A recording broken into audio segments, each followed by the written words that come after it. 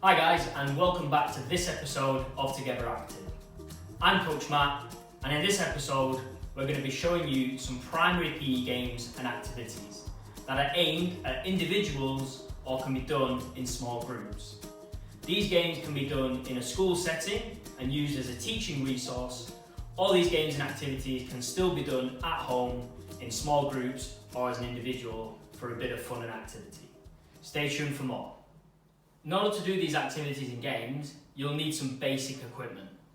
If you don't have all the equipment that's out in front of me, don't worry, you can still adapt the games and still complete the games, reusing the equipment or using different types of equipment that you might have at home or available to you. I've got some small softballs, or you could use tennis balls if you have them, some space cone markers, I have some tag belts but they're not necessary, I have a skipping rope, I have a football, or you can use a netball or Gaelic football or a round ball. I've got a rugby ball, but it's not necessary. I've got a bag in which to put equipment in and to use in some of my activities. You could use a large PE bag if you've got one. And finally, you'll need either a crash mat, which your school should have, or I've got myself a small yoga mat that I can roll out. Okay guys? So in our first activity, we're going to play a game called Feetball. Feetball is aimed at participants and young children in Key Stage 1, early foundation years, and also kids who have just started in Key Stage 2. This focuses on coordination, so for a participant to understand how they use different movements on using their muscles to complete a task or a routine. The game is really simple, and what you'll need is something that can create a circle, so this can be a hoop, or in this case I've used my skipping rope.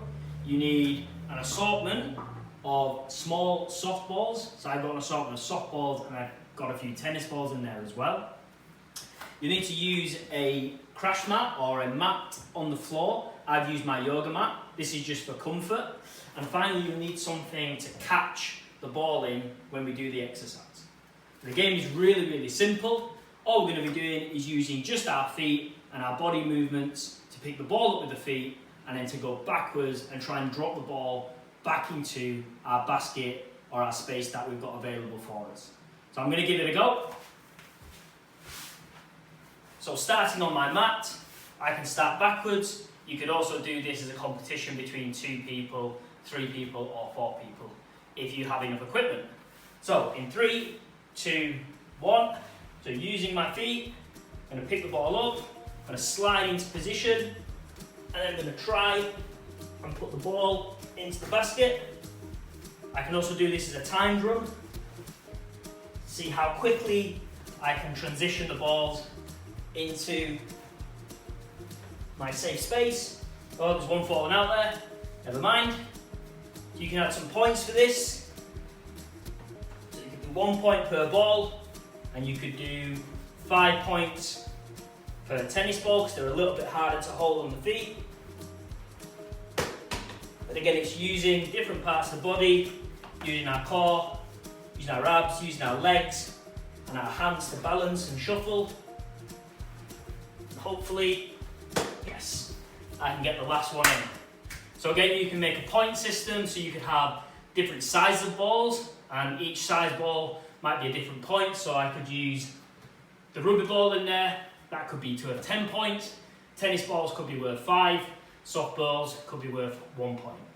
Get creative with it, extend the circle out to make it even harder, so they have to move further to get to the landing point, but be really creative with it and have some fun. Okay, so in our next activity, we're going to again be using our Feetball concept, so we're going to be using our feet, with a focus on coordination, but we're also going to add a fitness/body movement element to this game. So in this game, our setup is going to be our crash mat or floor mat to the side. We're then going to have a series of cones, and at one end of the cones, there's going to be our softball. Now you can do this as an individual, or you can set up the same the other side and have a competition between 2. Or you can do this as a group game where a participant will be on each cone, but what I would try and avoid is having really large numbers of people in this game because we don't want a lot of people sitting around and doing nothing while somebody else is doing activity. Easy. So what we've got to do is, our participant starts, they use the Feetball technique that we practiced in the game earlier to shuffle the ball to the next available cone, and once they do that available cone, there's a fitness element. So I'll show you what that looks like. So you can do this as a timed run as well, so you can time somebody to make sure they try and do it the best, or you can do it as a competition. So in 3, 2, 1, so we're going to use the ball, I'm going to shuffle, using my body, putting the ball down, I'm going to get up, do 10 star jumps, I could do 10 of some of a different exercise, I'm going to go down, again picking the ball, I'm going to shuffle and coordinating the ball with my feet, up I get, so I can do 10 squat jumps. You don't have to be perfect, as long as we've got movement in the body. Try and get all our body working while doing it.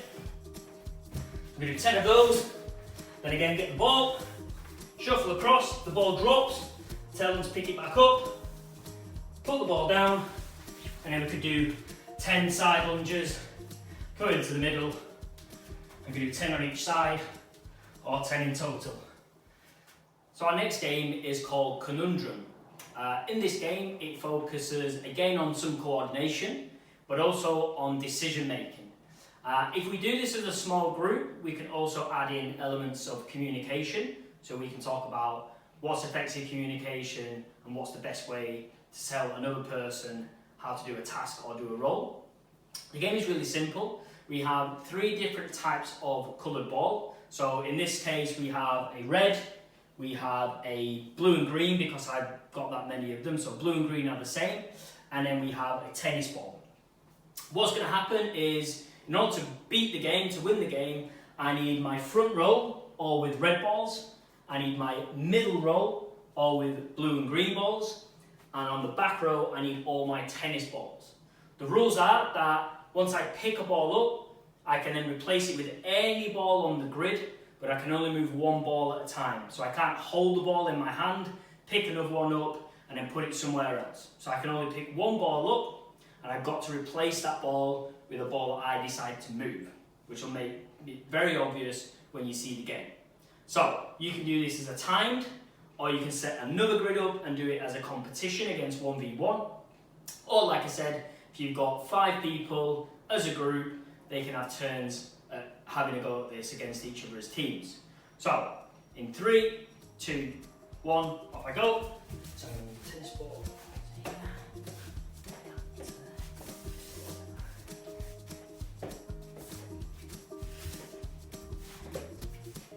It's quite hard. They'll be really thinking. I'm having to think about where I'm putting each ball. I know a lot of people are going to be frustrated about how I'm doing this. And there we go. That probably took me a lot longer than it should have done, but once you're in there, it's quite hard to figure it out and to see it. Do ask the kids to step back and actually look at what's happening, and also ask the teammates for advice of how to do this properly. To add a fitness element to this, what you could do is make a starting point, say 5 to 10 metres away. So the participants, if it's a group activity, are waiting at the start point. One person will run to the grid, will make one move, they will then have to run back and tag their partner, they will then come in and they will get to do a move as well. So what it does then is it keeps everybody involved, it keeps everybody moving. Give it a go guys, have fun. So to adapt our game of Conundrum, we can turn this into a game of noughts and crosses. Again, this can be done as a team game, or it can be done as 2 people now that are working on one grid. So the aim of the game is that one team will have one set of colours, so red, and one team will have another set of colours, so the green tennis ball. I'm going to play the role of both teams. I don't know which team I'm going to be biased for just yet. The game is really simple. Each player takes it in turn to place one of their balls into anywhere on the grid. They have to try and make a line of 3, either vertically, horizontally, or diagonally. To make the game even harder, add more cones in, so the length of the line has to be longer, or make the cone grid further away so that they have to run to the grid first and then run back to the start point. So the game works like this. So I will play the role of both teams, and I will decide to put the red ball there. There's no time limit as to when the other person needs to put the ball down. So let's say, for example, the tennis ball team, they may want to put their ball here.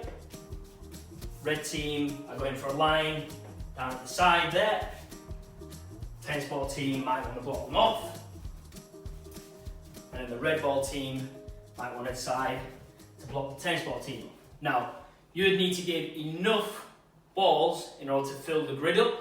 So obviously I only had 3 of each there, but if you've got enough to fill the grid up, that means that they can fill all the spaces up, and the likelihood then would that they would be a winner.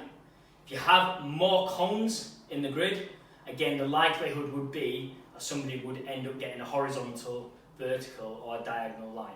As soon as a line is created, the PE teacher or the coach can blow the whistle or stop the game, and then ask the students to reflect a little bit on what they've done. Again, this game works really well in teams if it's used as a start point that's further away. They run in, they place the ball, and then they run back to their team, and it also adds a little bit of fitness in there as well. Give it a go, guys. Okay guys, in our next activity, we're going to play the bean game. So in the bean game, there's going to be a caller, and they're going to call out different variations of beans in which the students or the participant, or whoever it is going to react to. So this can be done in large groups, small groups, or as an individual, in large space or really small space as well. So we always start off with our running bean, in which the person will jog on the spot, or the participants will be jogging or running in one direction around the hall or on the playground. So we start with our running bean.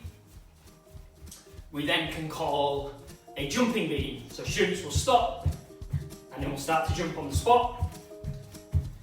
And if you haven't got room to run, you can just follow on how I'm doing it. We then go back to our running bean. We then can call a broad bean. So students, whether it is, will get as wide as they can. Nice and wide. Then we go back to our running bean. We then have a string bean, so students will stretch up into the air on our tiptoes as far as they can reach. And then we can go back to our running bean again to get the students moving. We then have a baked bean, so they will go really small as they can, and they will hold it there. We can then have our running bean again. And again, this is all about really having fun. So the students, as you gradually introduce different types of beans, they will start to get excited. So the next one is bean out of the can. So in a bean out of the can, students will go to the floor and they will roll, and they will see how much they can roll, so they can continuously roll or they can just go back and forth. And the next one is back on our running bean. And then for a little bit of fun, we can call a French bean, in which the students will say, ooh la la. If we want to, we can combine beans together. So for example, if I have my string bean, I could have a jumping string bean. If I have my baked bean, I could have my jumping baked bean. And likewise, if I have a broad bean, I could have a jumping broad bean. Or I could have a string bean on the floor. I could have a running string bean. Or I can mix it up as however I like. Get creative, students will love it and have fun with it. All these games can be adapted and created in different ways. What I've shown you is how the basics of a game works, basic point scoring, basic equipment, and how to play it. If you want to change the game so it suits the participants you're working with, whether it's individuals or small groups, then please do so. The main aims of all of these games are to be fun, engaging, and safe. If we can do that, everybody should have a really good time. Thanks for joining me on that episode of Together Active. I hope you've had fun, and remember to stay in touch with us on our social media, on Twitter, Instagram, and on Facebook. And remember to keep yourselves safe during the coronavirus and follow all the government guidance and guidelines while at school, at home, and while you're out in the community. We also want to thank all those people that have donated and continue to donate to the Together Active series. Without your help, we wouldn't be able to do these videos online. Thank you once again for taking part, and do remember that the Saracens Sport Foundation is a registered charity. So if you can donate as little or as much as possible using the link in the description below or visiting our website, we'll be greatly appreciative of that. Thank you, and stay tuned for the next episode.